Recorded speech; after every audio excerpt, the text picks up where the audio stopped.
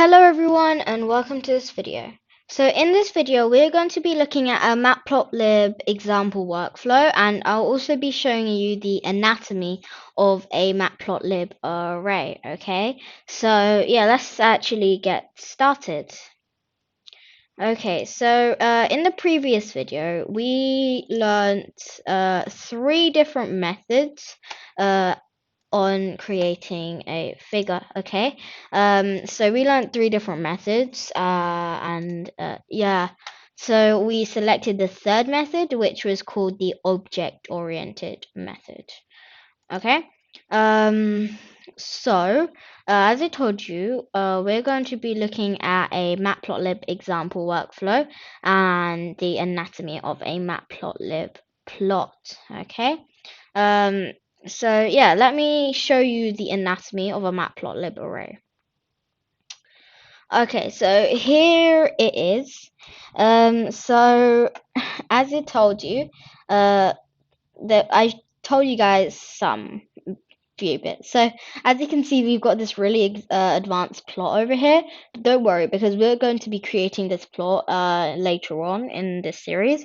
So don't worry about that. So as you can see, we have a figure here. So that's what we learn how to create in the previous video. So a figure was basically a empty box.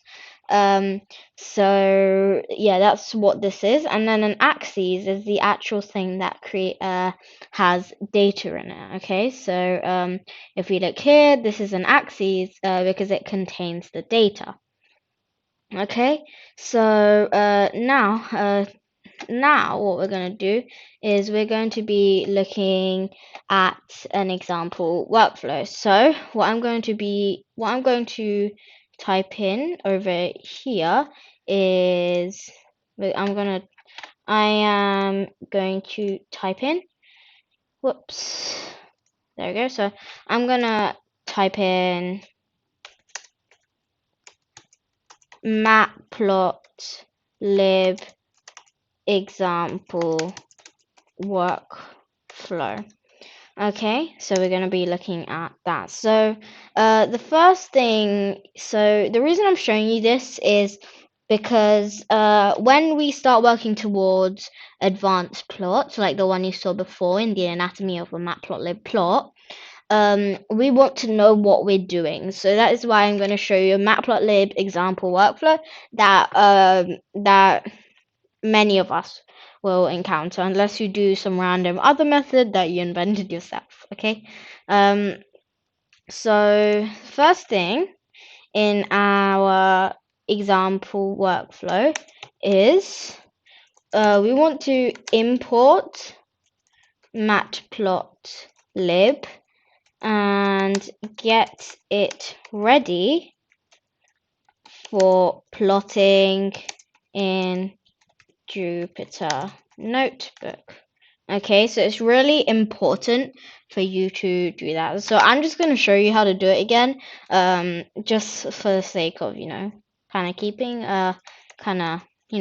memorizing. So so if you want our plots to show in a Jupyter Notebook, what we need to do is we need to type in matplotlib in line. Otherwise, if you're in other IDEs, then there's no need to do that. But here in Jupyter Notebook, you can need to do that. So after that, we need to say import matplotlib.pyplot. So this is the package that plots everything, and we want to import it as plt. So just for sure, we're going to call it that.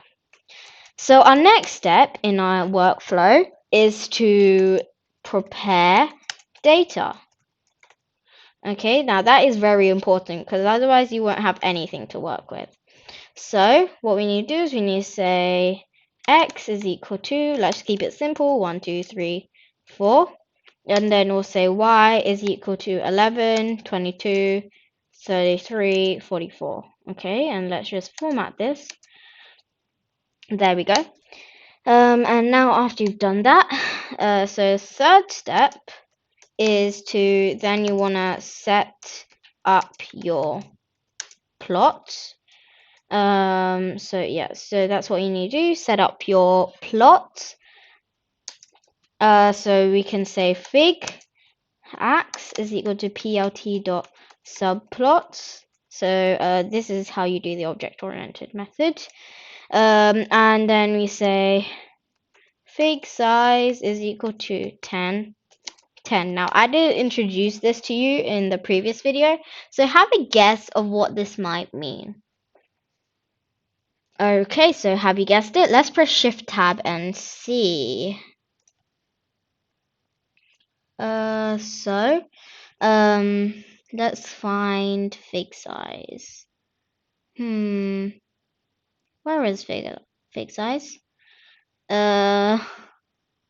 I can't find it for some reason. So, basically, as you can see, it's not really here. So what fig size is just the size of the figure. So the dimensions, it could be like 10 inches by 10 inches, let's say. That's what it means. Okay, so it's just the dimensions. It won't change anything. It's just going to change the size of your grid. So after that, after you set up your plot, you want to plot the data by saying x.plot, and you want to plot x and y. And after you have done that, what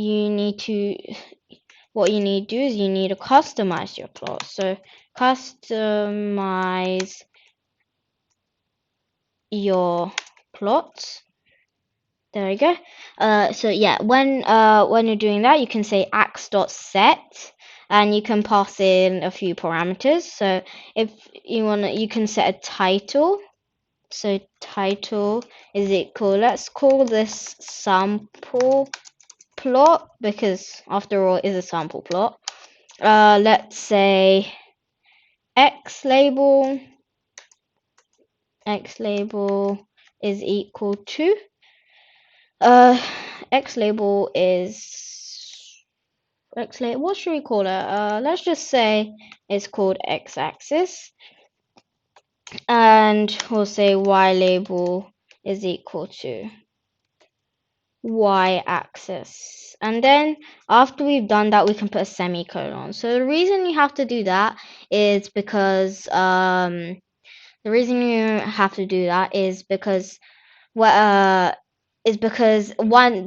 have to put a semicolon after the last bit where you mention this thing. So if we run this, you can see. So you can let me actually just zoom out.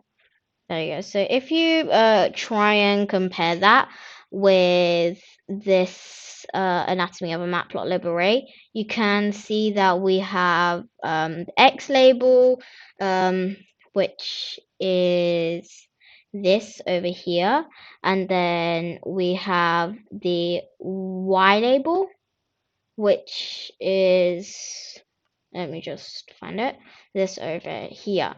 Okay, so yeah, so after that, you might want to save and share your plot. Okay, so what you can do is so step 6 is to save and share your plot. So this is actually quite easy, but before we do that, I'm actually gonna create a new folder.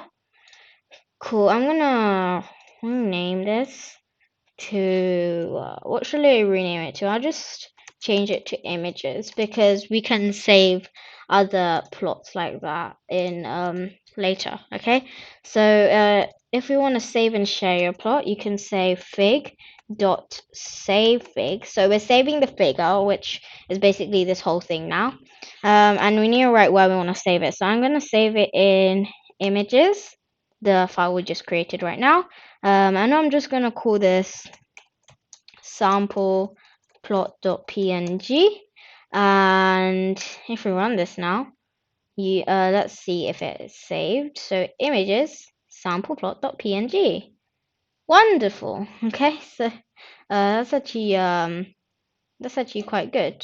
Okay, so yeah, so this is a matplotlib example workflow, and yeah, so we learned the Matplotlib example workflow, and we also, whoops, where is it? We also learned this. Okay, so we looked at the anatomy of a matplotlib plot. Now, basically, I'll put this picture in the link below so you guys can look at it. Just for reference, it'll come handy in future videos too, because we'll be having more of these features over here. Okay. So yeah, so thank you guys for watching this video. If you have any comments or anything, please comment them in the comment section below. And as I just told you guys, I'll put the anatomy of a matplotlib plot picture in the description below. And also, um, please like and subscribe to my channel. And yeah, so I guess that's the end of this video. Bye!